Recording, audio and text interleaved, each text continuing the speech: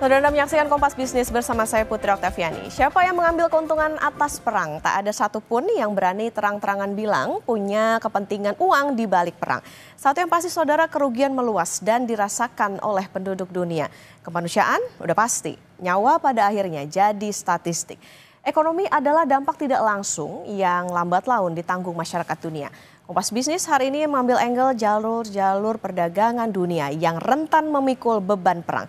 Ini karena sebelumnya Iran percaya diri yakin melumpuhkan sistem navigasi pelabuhan-pelabuhan di sepanjang Selat Hormuz. Selat Hormuz saudara, Laut Hitam, Laut Merah dan terusan Panama. Kompas Bisnis bahas satu persatu. Kita ke data selanjutnya. Ada peta dunia ini 4 jalur dagang. Jadi di sini ada jalur perdagangan dunia ya, di mana itu melewati Selat Hormuz, Laut Merah, Laut Hitam dan terusan Panama. Kalau kita lihat dari peta ini, yang terdekat dengan Iran sudah pasti Selat Hormuz dan juga Laut Merah dan juga Laut Hitam. Nah, ini saudara adalah jalur-jalur utama yang mengangkut komoditas dunia, minyak, gas, dan bahan baku bagi banyak manufaktur. Kita bahas satu persatu kekuatan tiap selat. Kita ke data selanjutnya. Pertama saudara adalah Selat Hormuz yang merupakan jalur dagang minyak dunia. Selat ini merupakan jalur perdagangan minyak mentah dunia terbesar. Kalau menghitung kapasitas bisa mencapai 20-30% pasokan minyak dunia. Hormuz saudara juga menentukan kelancaran 20% gas alam cair dunia. Secara letak, Hormuz menghubungkan Teluk Persia ke Teluk Oman. Kenapa strategis? Jadi 17 juta barrel per hari dikirim dari selat ini saudara. Anda bayangkan 17 juta. Indonesia ini lifting saja masih sekitar 500 ribuan sehari. Kemudian LNG mencapai 20% pasokan dunia terutama dari Qatar. Hormuz juga lalu lintas produk petrokimia dan pupuk terutama dari Uni Emirat Arab, Qatar dan juga Iran. Kita ke data selanjutnya. Dari Selat Hormuz kita ke Laut Hitam saudara.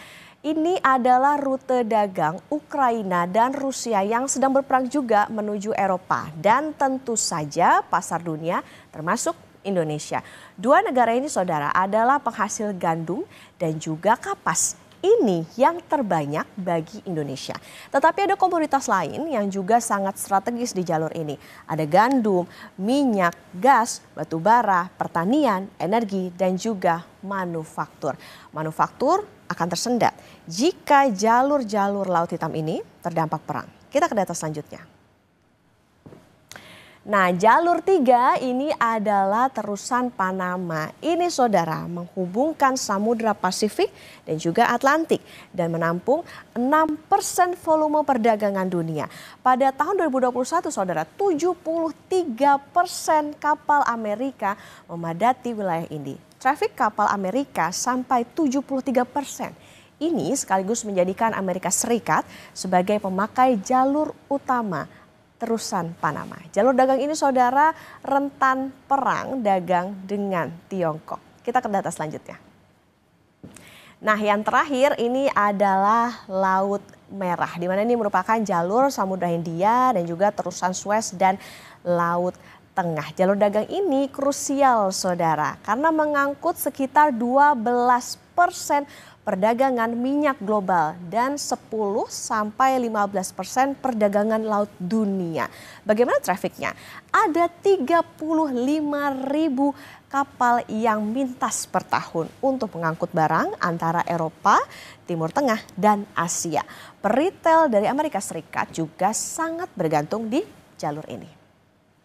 Nah, bagaimana dampak perang terhadap pasar saham di Indonesia? Kompas Bisnis akan tanya ke Praska Putrantyo, CEO Advisor Provina Visindo usai jeda.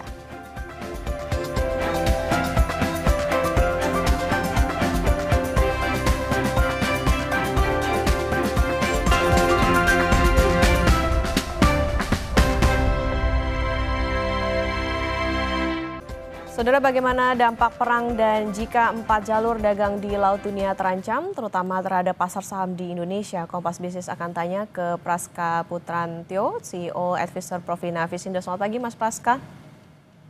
Ya, selamat pagi. Ya. Mas Praska, satu pekan terakhir ini grafik IHSG turun. Apakah ini juga merupakan dampak dari perang? Ya, baik. Jadi kalau kita lihat memang pergerakan apa namanya indeks saham kita ini cenderung mulai terganggu ya. Bisa dikatakan mulai sedikit jadi profit taking karena secara sentimen uh, isu mengenai perang dagang sedikit mulai mengendur. Setelah dari Trump sendiri mulai menyepakati uh, tarif ya dengan Tiongkok seperti itu. Namun sekarang muncul masalah baru lagi dari masalah sentimen geopolitik di mana setelah pertama kali Israel menyerang Iran itu menimbulkan kekhawatiran baru karena yang pertama adalah masalah Ukraina dengan Rusia ini kan masih belum selesai. Nah, sekarang muncul masalah baru lagi yang memicu potensi lonjakan harga komoditas terutama minyak mentah di area Timur Tengah yang timbul karena konflik antara Israel dengan Iran di mana Iran sendiri ini kan menjadi salah satu negara produsen minyak terbesar di dunia dan cadangan minyak juga nomor 3 seperti itu, sehingga kekhawatiran terhadap perang Israel dengan Iran ini itu menimbulkan disrupsi supply minyak yang membuat harga minyak mentah kembali melonjak yang pada akhirnya membuat pemulihan ekonomi dunia yang sudah rapuh karena perang dagang kembali terhambat kalau harga komoditas energi kembali naik, memicu apa? Inflasi naik, suku bunga turun bisa terhambat lagi, gitu kira-kira. Oke, ini artinya dari pengaruh komoditas kemudian menjadi pengaruh ke pasar saham itu sendiri. Mas Praska, jadi bagaimana menjelaskan korelasi pecah perang Iran-Israel ke pasar saham? Apakah lewat sentimen proyeksi ekonomi yang juga akhirnya berat? Ya, tentu saja ini kan yang dikhawatirkan adalah pemulihan ekonomi belum selesai, masih tahap struggle seperti itu karena setelah perang dagang membuat ekonomi melambat. Kedua, belum selesai, tambah lagi geopolitik yang dikhawatirkan memicu kenaikan harga komoditas energi terutama minyak mentah, kemudian disusul juga oleh batu bara, gas alam. Itu kalau saya ukur secara pertumbuhan ya, itu rata-rata naik dari titik terendah sebulan terakhir sampai 20% lebih kenaikannya dari ketiga komoditas itu. Nah, itu membuat inflasi dan dipicu oleh kenaikan harga komoditas itu kembali terjadi. Sebagaimana kalau kita ingat kasus waktu pertama kali pecah Ukraina Rusia tahun 2022. Itu memicu lonjakan inflasi dan memicu suku bunga naik meroket. Nah, itu yang dikhawatirkan. Pemulihan belum beres, ada lagi masalah baru seperti itu. Oke. Sehingga pasar saham akan mengalami koreksi jangka pendek.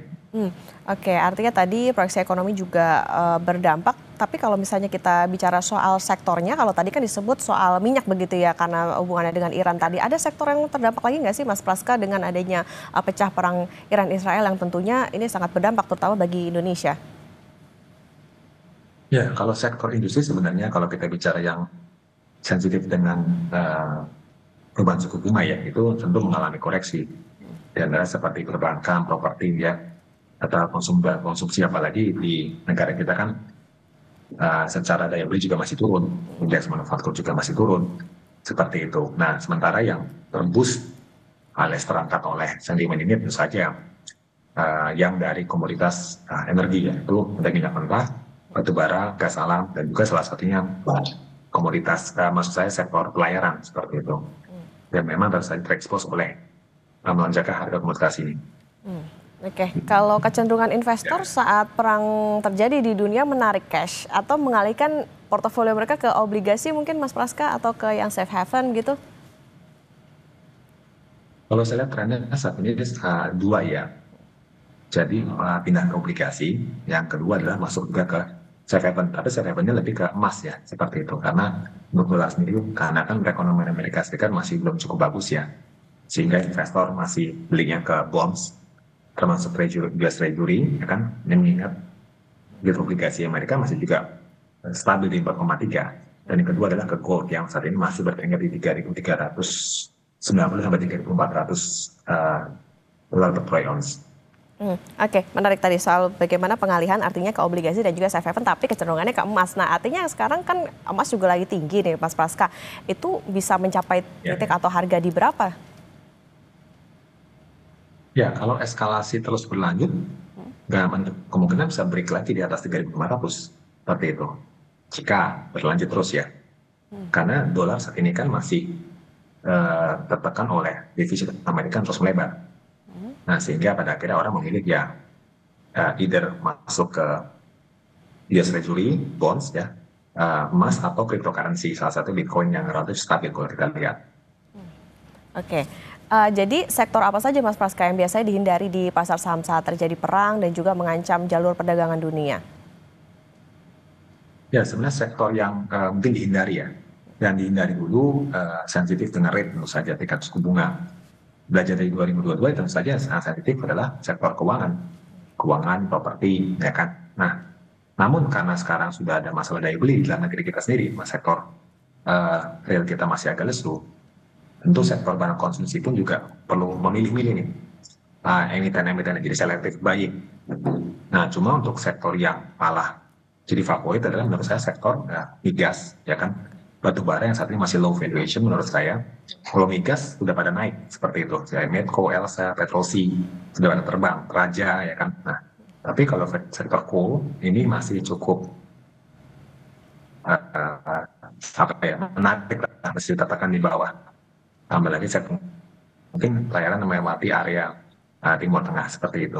Oke, ini artinya lagi jadi apa ya, momen untuk profit taking kah Mas Praska untuk di emiten-emiten yang memang saat ini kayaknya lagi bagus nih, kayak tadi kalau dikatakan tuh migas begitu? Migas ya. Kalau saya melihat sepertinya ya, karena tampaknya investor ini somehow sudah memprice in ya, entah karena memang harga minyak sudah naik prediksi atau memang performanya bagus, tapi harga sudah naik duluan. Harga saham-saham tersebut kita lihat Elsa, Medco, Petrosi, Raja itu kan semua udah all time high. Maksud saya sudah dia menyentuh 1 tahun terakhir lah tertinggi. Artinya ya mungkin untuk saat ini investor bisa sarankan untuk waspada profit taking. Oke. Seperti itu. Nah, kalau resiko harga minyak naik dengan adanya dampak perang dari Iran Israel ini, apakah ini juga bisa menekan pasar saham secara keseluruhan maupun juga tadi secara sektoral begitu Mas Praska, atau seperti apa kondisinya? Secara soal yes, kalau misalnya rate-nya kembali naik, inflasi naik karena masalah energi, mendorong suku bunga gagal turun, mau nggak mau naik. Seperti itu. Nah, itu yang khawatirkan. Ekonomi lagi lesu, suku bunga terpaksa naik, itu yang membuat pasar saham jatuh. Namun tetap saham-saham tertentu bisa jadi naik karena teruntungkan oleh harga komoditas yang naik. Oke, net sell atau aksi jual asing Mas Praska ini kan juga terjadi nih beberapa hari terakhir saat perang. Apakah ini karena perang atau sebetulnya ada sentimen lain nih yang mempengaruhi?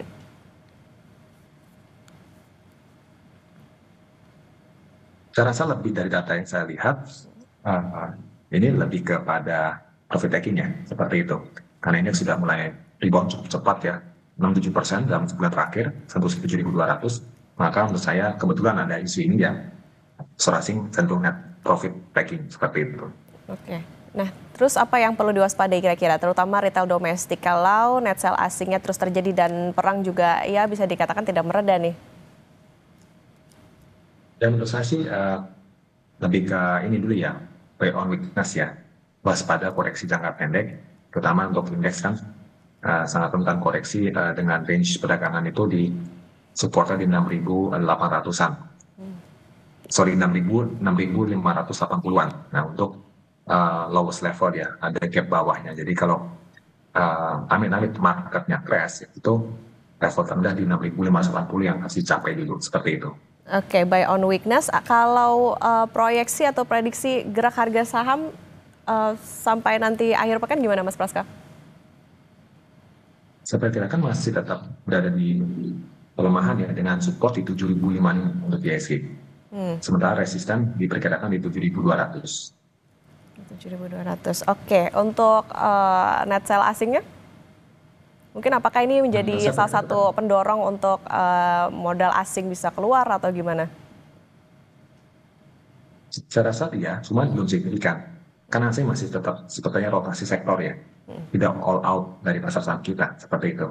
Karena suka tidak suka pasar saham kita sebenarnya masih cukup lagging ya secara performance, seperti itu.